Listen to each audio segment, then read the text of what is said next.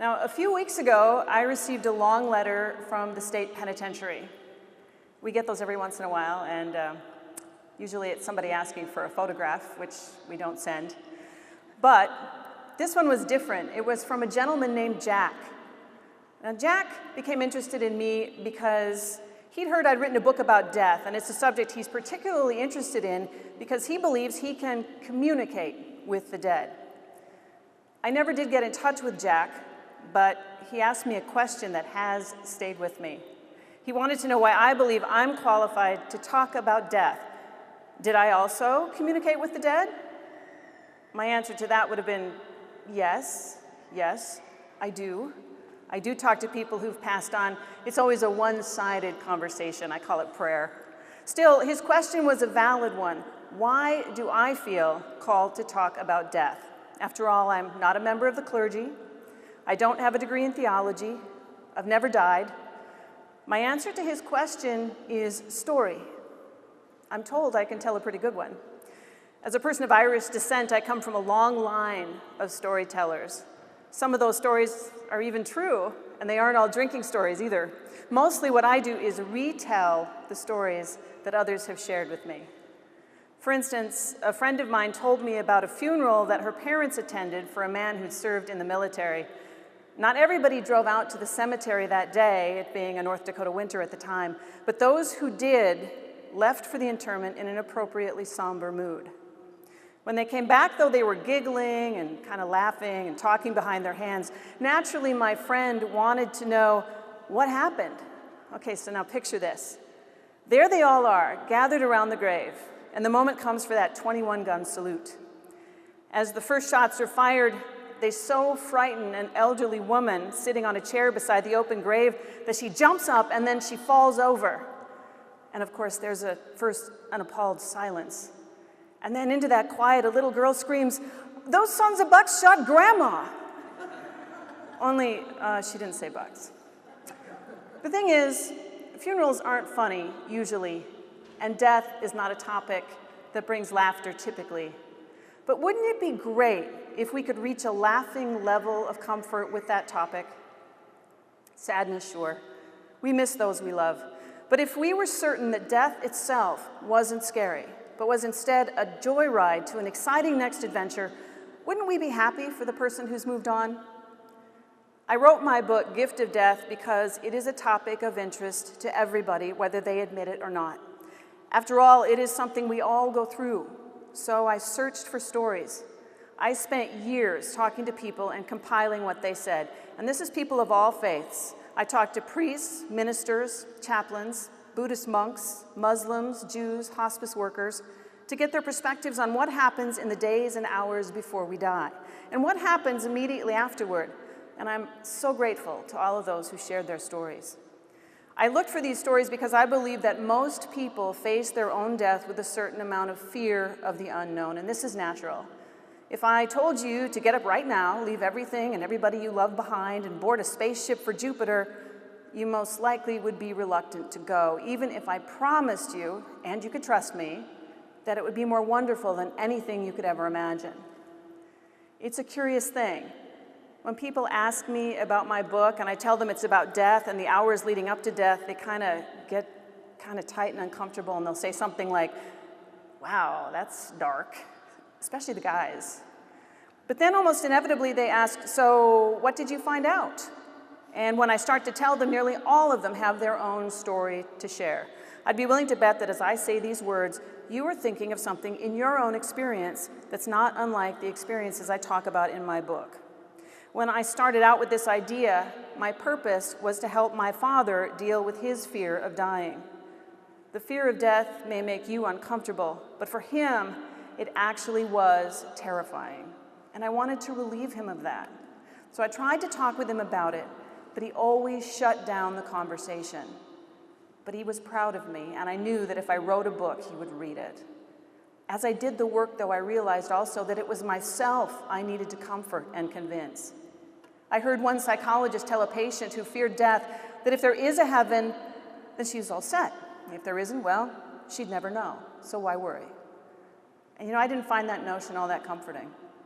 My son, the philosopher, told me about a professor emeritus who wrote about his belief that eternal life happens because we live on in people's memories. Well, I didn't find that particularly helpful either. And then there was the fellow who told me that we all become part of some great consciousness, kind of a glob of goodness as we go back to God. And it was that idea that scared me the most. The idea that when I die, I will cease to be me. I've always thought that if I don't maintain my individuality, then what has it all been for? Fortunately, my research now has me convinced that not only do we live on after this life, we live on as ourselves, the unique individuals God created. For one thing, I am assured that people may appear unresponsive as they near death, but some part of them remains aware at all times. I talk in my book about Scott McFall. He died over and over again in a single night following heart surgery, and every time he was shocked back to life. And during that entire time, he was always aware of what was happening. He was right there when the doctor told his family that he was dead. He continued to exist, even when his body had stopped functioning. Isabel Allen had an aneurysm burst in her brain, and at one point the EEG showed very little brain activity. It appeared as if she was brain dead, or nearly so. But when her husband entered the room and she heard his voice, her EEG, it just kind of leapt back to life. She tells of traveling outside of her body during that time when her brainwaves flatlined in a classic near-death experience. First, she saw everything that was going on around her, not just in her room, but in the rooms down the hall. And then she traveled up this tunnel of peace and contentment where she was offered a choice, and she reluctantly chose to come back. And I'm also convinced that people who have died can choose to communicate with those they have left behind here on earth, that the dead can be, and often are, active in our lives. My husband's cousin told me about the night his son died in a tragic accident.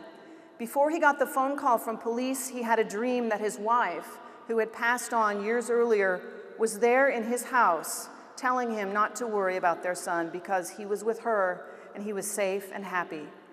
And it gets better.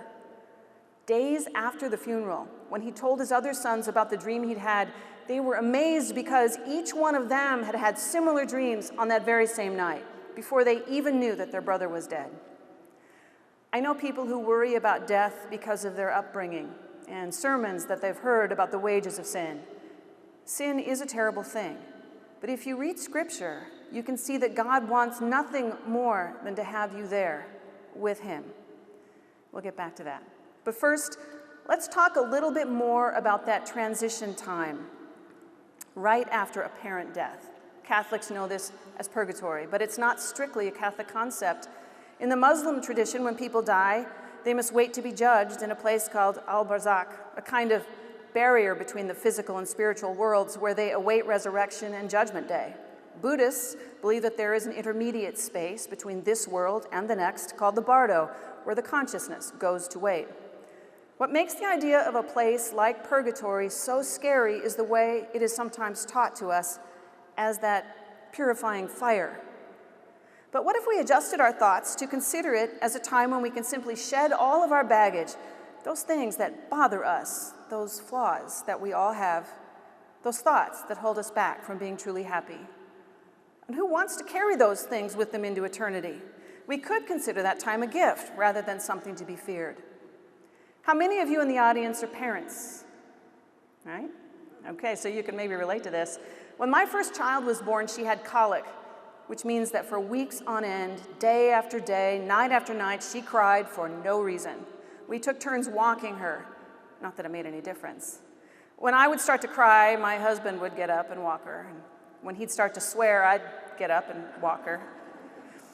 I once had to set her in her crib and walk outside the house and actually down the sidewalk just far enough so I couldn't hear her scream, and just stand there for quite a while until I could calm myself and gather the courage to go back into the house and hold her. It's irrational to say, but I actually got angry at her because she wouldn't stop screaming. But never once in that time did I not love her. Never once did I not want what was best for her. And my son is another example. To say that he was strong-willed is an understatement. I remember once when he was 2, He picked up a set of antique dishes that my mother had sitting out on her coffee table, and I told him, "Put them down." So he kind of smiled at me, and he kind of held them high over his head. So I said a little louder, "Put them down." So he cocked his arms back, and I said, "C.J. Naylor, don't you dare." And he threw them. My mother had to rescue him. I stood there with him like this, and she said, "I'll just take him." But never once did I think, gee, I don't love him anymore. At that moment, I definitely wanted to throttle him, but I still loved him with my entire being, and I wanted what was best for him. That same boy, the day he turned 18, decided now that he was an adult, he could just stay out all night and not call me. When he finally answered his phone the next day and heard my hysteria, I'm pretty sure he rethought that choice. However, I loved him through all of that. Now, we're taught that God is our Father, and I'm sure every day that he has to deal with the disappointment that we sometimes cause him. But I know that if I can love my wayward children, how much more does he love us? Because he's God, right? And as with any parent, he will do whatever he can to save us because he loves us. As Christians, we believe he sent his son to die for us in the ultimate show of love and sacrifice. God gave us the sacraments not because he needs them, but because we need them to draw closer to him and let go of those things that hold us back from him and make us scared. And that's why confession is good for the soul. When death comes, God will read your heart and know the answer to the big question, do you want to be with him? Do you trust in the power of Jesus to save you?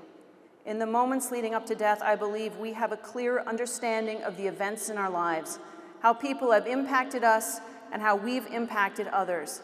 And with that understanding, we will make a choice to be with God or to turn away from God. People have said to me, what if I die instantly? I won't have that chance. Well, of course, one obvious answer is to live life like you should be living it, but we are imperfect and we all sin. I've learned in my research that death, like conception, takes place over time. The heart stops, the breathing stops. But the person is often still aware, both inside the body for several minutes and then outside of it. Who can say when the actual moment of crossing over occurs? Only people who have died can know. But I know this, God reads your heart. He knows your choice. I believe that people often can make decisions about when they die. They can orchestrate their final moments for the good of others with that greater understanding that God grants us in our final moments on this side of life. So many people have told me they waited by their loved one's side. Maybe some of you can relate to this. Their loved one laid there dying. They didn't want that person to die alone. And then they leave the room, sometimes only for a moment, and that's when death occurs. Or people can hang on until a special someone makes it to the bedside. The dying, I now believe, have a special understanding of the needs of others, and this can inform their decision. This happened with my own father. I don't want to give that away, though. If you want to know that story, you have to read my book. But I will tell you about Josefina Delgado. Josefina was dying of stomach cancer, and at the end she was so weak that she couldn't get up from her bed. Her husband had to carry her to the car for her doctor's appointments. In her last week, she could no longer talk. Her son called her on the phone, and it was a one-sided conversation. It was Christmas, and her family came to her bedside to tell her goodbye. They expected her to go at any time. Then on Christmas morning, her children and grandchildren woke to the smell of breakfast cooking. Amazingly, Josefina was not only up, but she had spent hours cooking a traditional Christmas breakfast, and she was calling down the hall for everybody to come and eat it. It was a miracle. All that day, they spent together in a way they hadn't been able to do in a long time. Everybody went to bed that night thinking she was well on the way to recovery, but that was not to be. The next morning, Josefina was again unable to rise from her bed or to speak, and she died a short time later. I don't know what resources she had to draw on or what kind of help she received from beyond, but I do believe that her last choice on earth was to spend that one last day and create those wonderful, lasting memories for her husband and her children. We also have near-death experiences to draw on, and they have a certain commonality, no matter the religious belief of the person dying.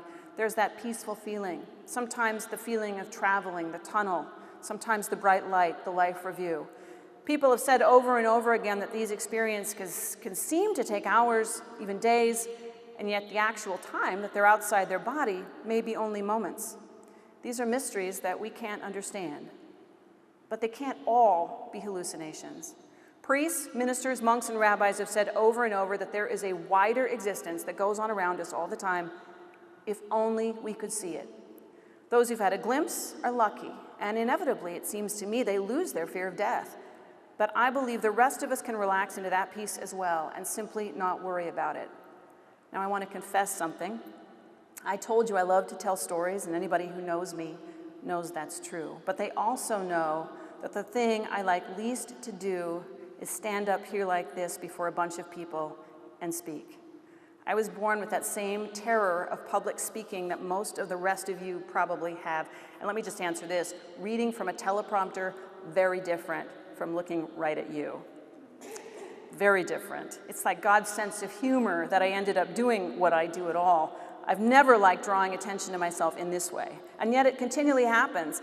It's most likely to happen when I'm at the grocery store in the middle of the night because one of the kids has diarrhea and I need Pepto-Bismol, so I leave the house with my hair standing up crazy and wearing my bunny slippers, and 5 people stop and say, "I know you, you're that lady from TV." Now, Cliff will tell you that that's not really true. I sent him. When I was a child, I had speech complications, and there was some thought, at least briefly, that I would never talk. When confronted by people I didn't know, I stuttered. I was in a talent show in school where I was supposed to sing, but instead I burst into tears. I never took a speech class. And yet, I feel God is asking me to stand up here today and tell you what I found out about death, because He loves you, loves us, and wants us to be less fearful. I think He put me in this path for a purpose, that I ended up loving to write, that I ended up in the television industry, that I was chosen for a morning show that got me out of my comfort zone, that my father died before my book was finished. All of those things I believe were directed by God to bring me to this moment where I stand here talking to you, because discussion on this topic is long overdue. If my book does nothing else, at least it is a springboard to start the conversation. Now, perhaps you've heard the story of the woman who, in preparing for her death and funeral, asked to be buried with a fork. When the minister, puzzled, asked why, she told him that in her family after dinner, as in mine, her mother would always say, "Keep your fork," which meant dessert was coming. Well, when people looked at her in her casket, they were bound to ask, "What's with the fork?" Well, that paved the way for the minister to provide the answer. She wanted to be buried with her fork because she wanted people to know that she knew the best was yet to come. All of which brings me back to Jack at the penitentiary. I've been able to determine from his letters that he believes he can conjure the dead, that he can bring them back to life and chat with them at will. In fact, he told me in a letter that he knew me in a past life and that I saved Jews in Germany during World War II. Now, why did he tell me this? I think he shared it because Jack is looking for meaning and purpose in his life, just as we all are. And perhaps he's searching for absolution. He made certain to tell me that while he committed a crime with a gun, he didn't hurt anybody. Jack has made some spectacularly bad choices that have left him with no other options but to spend the rest of his life in prison. But in the end, he still will have the same choice we all will have, to say yes to God's love or to turn his back like the thief on the cross. I leave you today with this final thought. If God is love and we are here because he created us, then there is no reason to fear, because just like you and me, he wants those he loves to be with him forever in happiness and peace. Until you reach that moment, live every moment as if it's your last, knowing that life goes on, and the biggest choice you will ever have is yours to make. And remember to keep your fork. Thank you.